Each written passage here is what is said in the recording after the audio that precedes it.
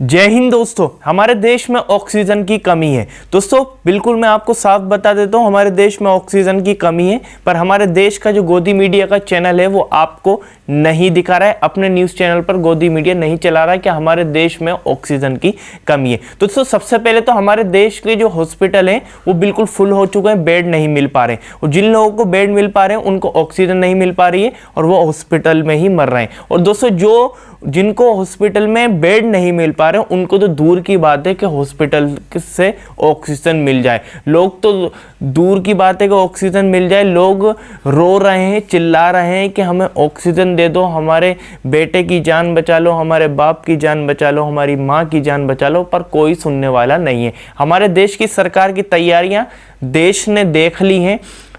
गोदी मीडिया को अब भी शर्म नहीं आ रही है कि वो अपने चैनलों पर नहीं चला रहा है। दोस्तों सरकार के ऊपर दबाव बनाना चाहिए, क्योंकि देश का मीडिया ही है जो सरकार के ऊपर दबाव बना सकता है, पर क्या करें, हमारे देश का मीडिया बिक गया है। दोस्तों हमारे देश के लिए जो ऑक्सीजन, हमारे देश में जो ऑक्सीजन की कमी हुई है तो उसको देश की मदद करने के लिए एक सऊदी अरब देश है वो आगे आया है। वहाँ के राजा ने 80 मीट्रिक टन ऑक्सीजन हमारे देश को भेजी है।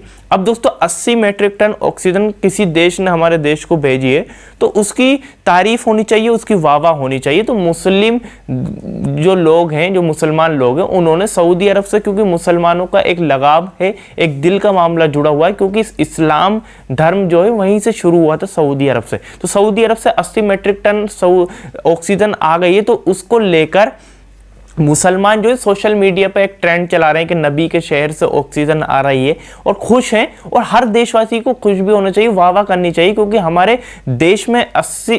देश में ऑक्सीजन की कमी है। तो 80 मीट्रिक टन सऊदी अरब, कोई भी देश, सऊदी अरब नहीं, अगर कोई भी देश भेजता है ऑक्सीजन तो उसकी वाह होनी चाहिए, क्योंकि हमारे देश में कोरोना वायरस का कहर बढ़ता ही जा रहा है और लोग मर रहे हैं। तो एक देश आगे आया और हमारे देश के लोगों की जान बचाने के लिए वो आगे आया, तो उसकी वाह होनी चाहिए। पर दोस्तों हमारे देश की एक एंकर है, गोदी मीडिया की एंकर है, उसको वो बात अच्छी नहीं लगी जो मुसलमान लोग सोशल मीडिया पर डाल रहे हैं कि नबी के शहर से ऑक्सीजन आ रही है। उन्होंने एक ट्वीट करा है जिसका नाम है रूबिका लियाकत। दोस्तों आप अच्छे से जानते होंगे रूबिका लियाकत को, गोदी मीडिया की पत्रकार है, और जो भारतीय जनता पार्टी को फायदा होता है वो खबर अपने चैनल पर, वो उस तरीके की डिबेट अपने चैनल पर रखती हैं।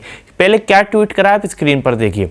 हद बेवकूफ़ी की, देखा ऑक्सीजन आ रही है सऊदी अरब से, बोल ऐसे रहे जैसे अपने अब्बा के घर से आ रही हो। अरे पहले भारत ने मदद की, सऊदी अरब को भारत ने 45 लाख वैक्सीन की कमर्शियल सप्लाई की थी। 14 फरवरी को 30 लाख और 28 फरवरी को 15 लाख। और हाँ ऑक्सीजन आ रही है अदानी के जहाज से। दोस्तों आप देख सकते हैं रूबिका लियाकत बोल रही है कि मुसलमान लोग जो सोशल मीडिया पर डाल रहे हैं कि नबी के शहर से ऑक्सीजन आ रही है, तो उसको लेकर उन्होंने कहा कि हाँ ऐसे डाल रहे हैं जैसे इनके बाप के शहर से, इनके बाप के देश से ऑक्सीजन आ रही हो। वहीं बाद में ये बोल रही है कि सऊदी अरब ने इसलिए 80 मीट्रिक ऑक्सीजन भेजी, 80 मीट्रिक टन। पहले तो भारत ने उन्हें वैक्सीन दान में दी थी, वैक्सीन मदद करी थी। सबसे पहले तो मैं आपको बता दूं हमारे देश में ऑक्सीजन की कमी हो रही है और साथ के साथ वैक्सीन की भी कमी हो रही है। तो दोस्तों हमारे देश के प्रधानमंत्री नरेंद्र मोदी को, हमारे देश के प्रधानमंत्री को वैक्सीन सप्लाई ही नहीं करनी चाहिए थी, किसी देश को देनी ही नहीं चाहिए थी, क्योंकि हमारे देश की जो पॉपुलेशन है वो बहुत ज़्यादा 130 करोड़ पॉपुलेशन है।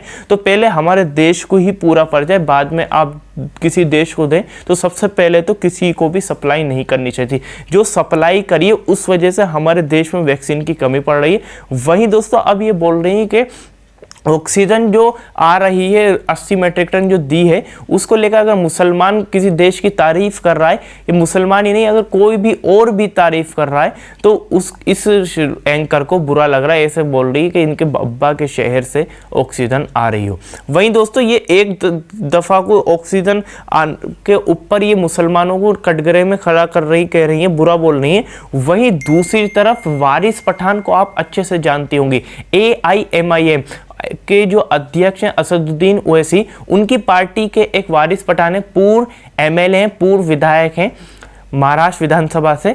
तो इस रूबिका लियाकत ने कुछ हेल्प मांगी थी वारिस पठान से, तो इसने, अब देख लिया आप किस से हेल्प मांग रही है वारिस पठान, वो वारिस पठान जो आए दिन बोलते रहते हैं, आए दिन इनके बारे में बुरा बोलती रहती हैं, ये वारिस पठान के बारे में, उनकी पार्टी के बारे में, और इनके जो अध्यक्ष हैं AIMM के असदुद्दीन ओवैसी, उनके बारे में ये बुरा बोलती रहती है। अब दोस्तों आप ट्वीट देख रहे होंगे, कह रही हैं थैंक यू वारिस भाई, यानी वारिस पठान ने इनकी हेल्प तो कर दी, वहीं साथ के साथ उनको धन्यवाद भी बोली। यानी एक दफ़ा एक पल्ला तो ये मुसलमानों को बुरा बोल रही हैं, वहीं दूसरी तरफ ये मुसलमानों से ही मदद मांग रही है। तो दोस्तों आप इनकी समझ सकते हैं कि इनकी पॉलिसी कैसी है।